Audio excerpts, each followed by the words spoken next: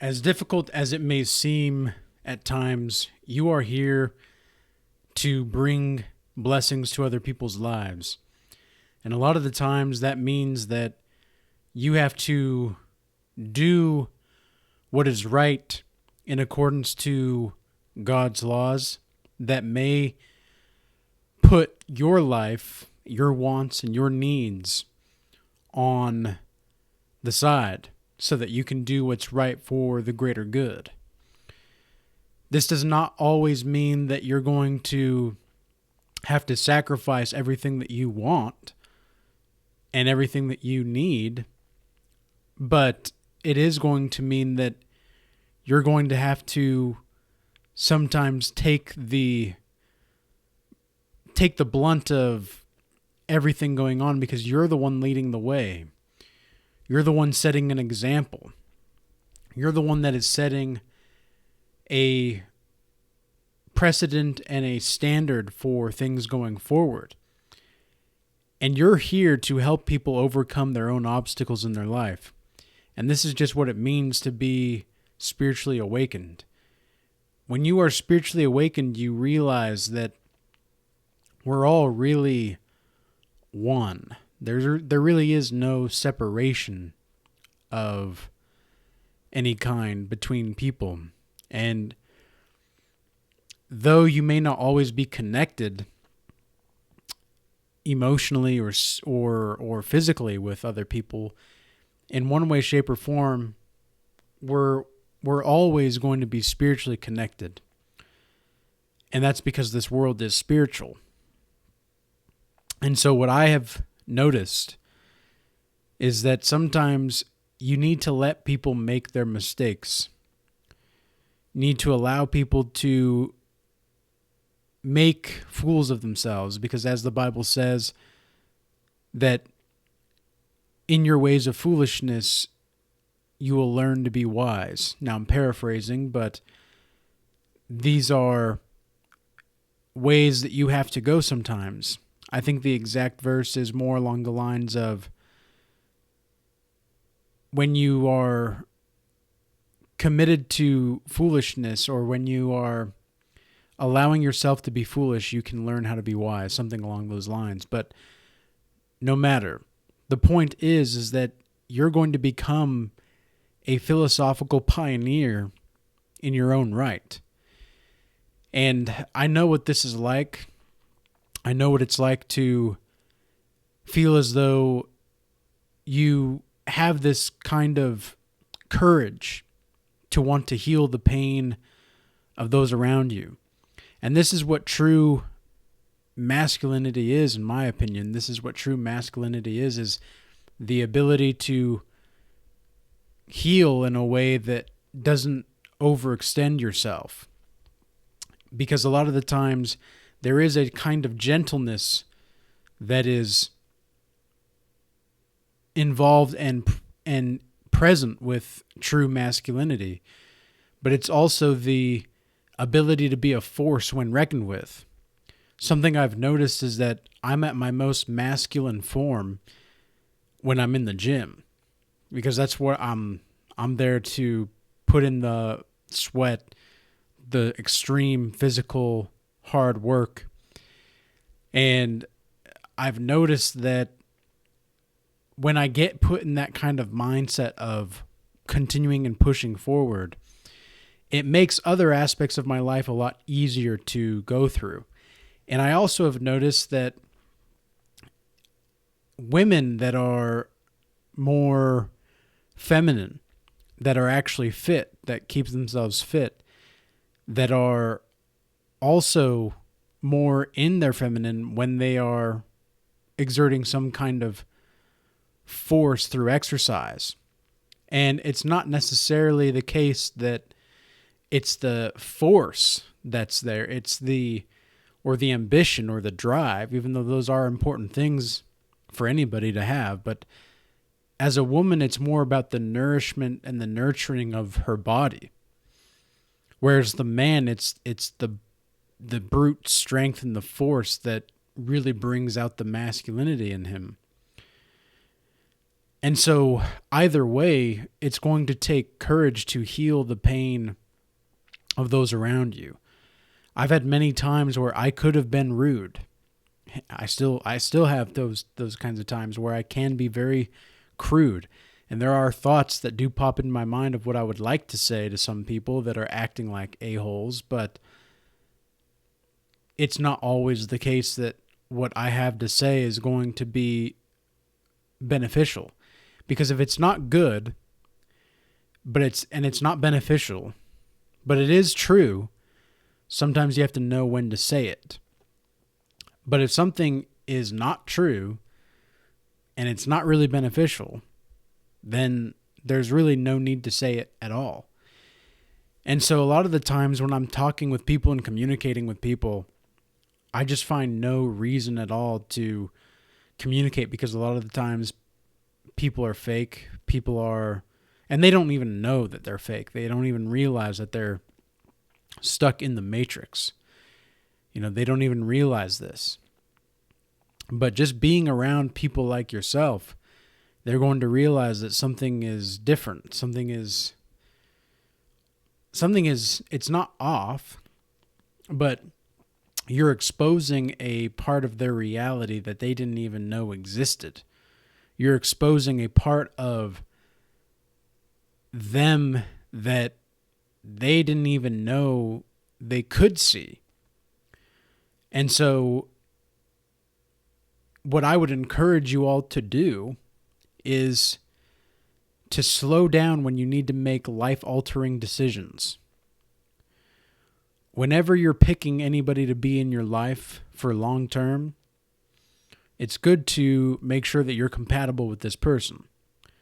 Whenever you're going to make a change in any kind of business endeavor or any kind of just moving in general, like, you have to know how to move. But it's also important to know how to contemplate those. And sometimes you're going to have to make decisions at the snap of a finger. You're going to have to just react. And oftentimes I've found that when I'm particularly with women that I'm planning to be or striving to create an intimate relationship with in one shape or form or another, I find that reacting in the moment and leaning into God's will is the best way to go about those kinds of relationships. And the reason being is because I'm just being myself. And when I'm just being myself, I know I'm following God. When I'm being true and when I'm being authentic, I know I'm following God. And this allows me to put myself in the space where I can lead the women in my life. And it's beneficial. It's very beneficial. Sometimes women, I've noticed within the last couple weeks, with the different kinds of women that I've been talking to, it's almost like they have never even had a man lead them in their life in some instances. And I'm not saying that these women are I don't choose to talk to women that I don't see a potential future with. I don't even give women the time of day if I don't see that there's a potential of something more there. And one of the ways that I vet women out is by making sure that they're not trying to attract me with purely their sexuality. I let them know what I like and I let them know what I dislike in their behavior. And then if they can't adjust, then I just let it go.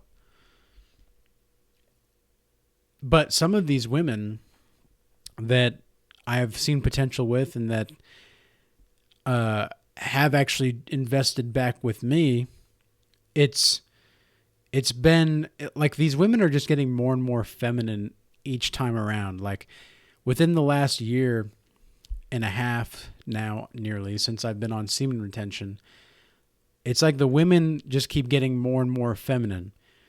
And it's beautiful. It's just so nice.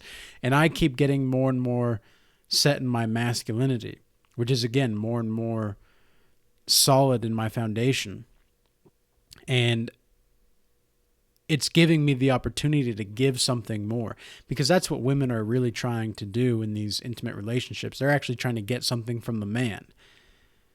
You know, it's really not the case that men are trying to get something from women.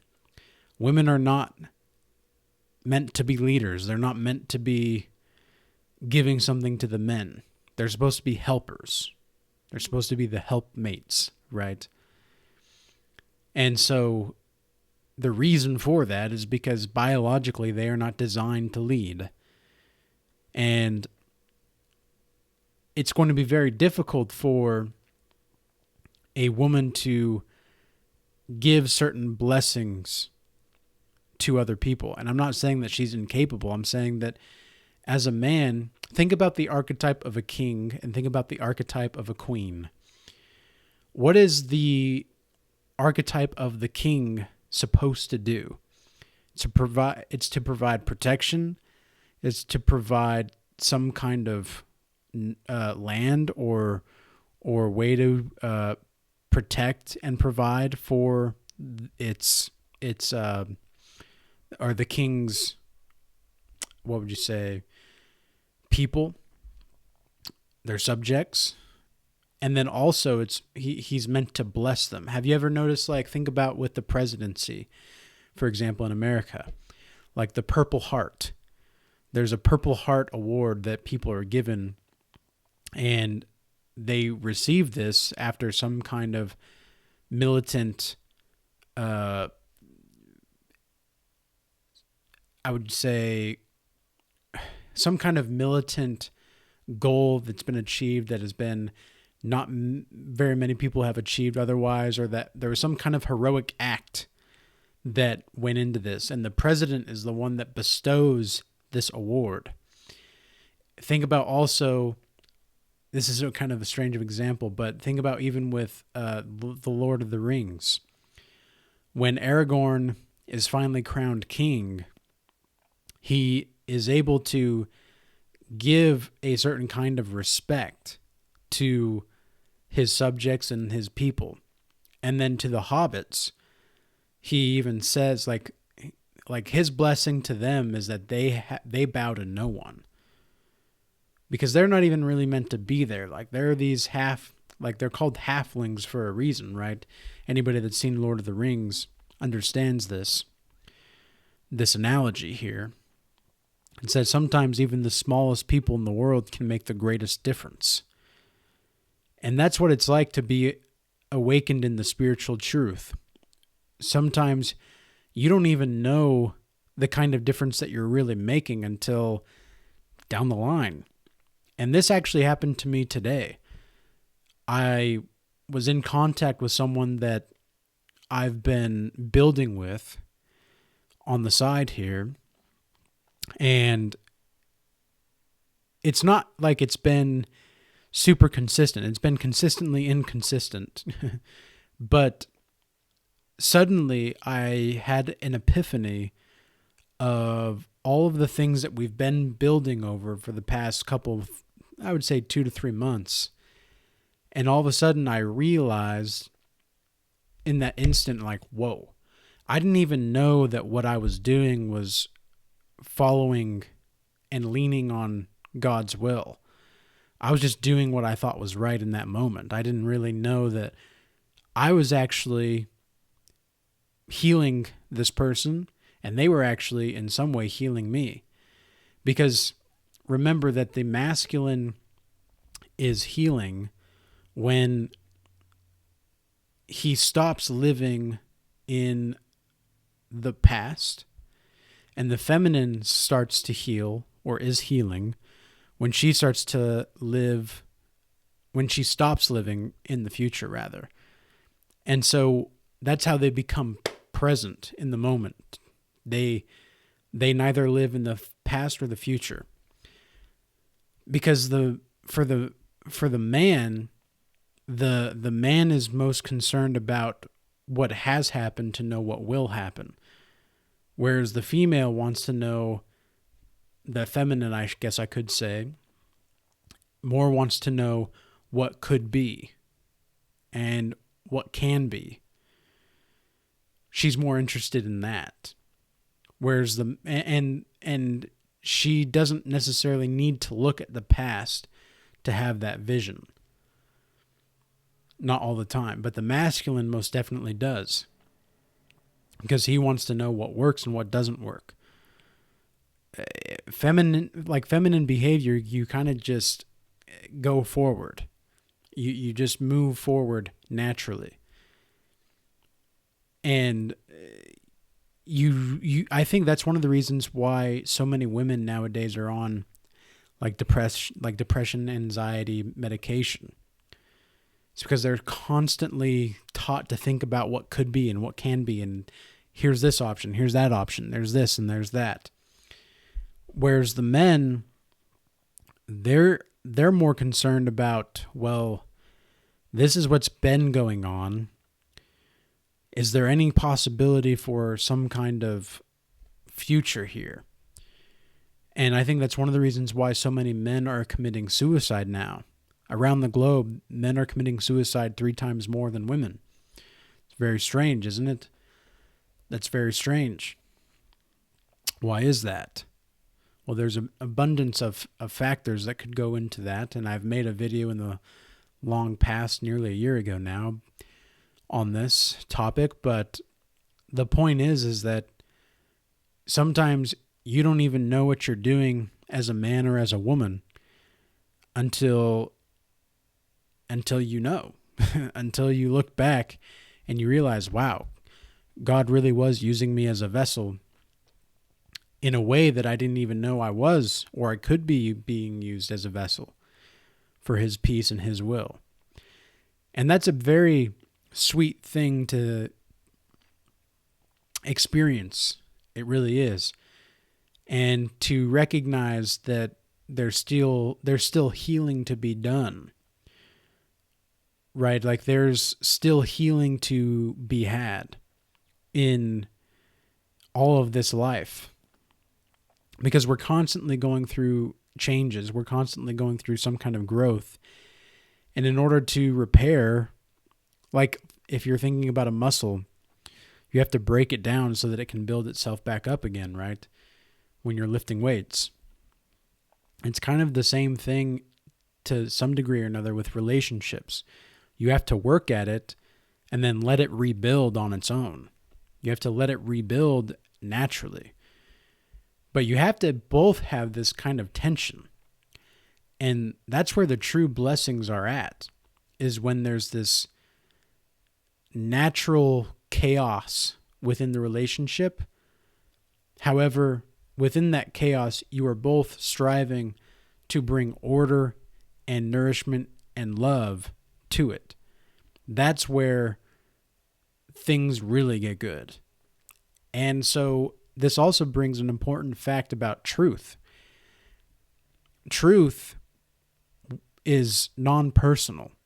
Truth is simply truth. It is not something that can be, I would say, it is not something that could be entertained by one person merely. There's no brand on truth, right? Even when Jesus says, I am the way, I am the truth. Think about this. The great I am, right? When Moses is told to tell the people, I am that I am by God in Exodus. What exactly is that meaning? It's I am. The I am, the simple I am, is the way. Jesus is not necessarily saying,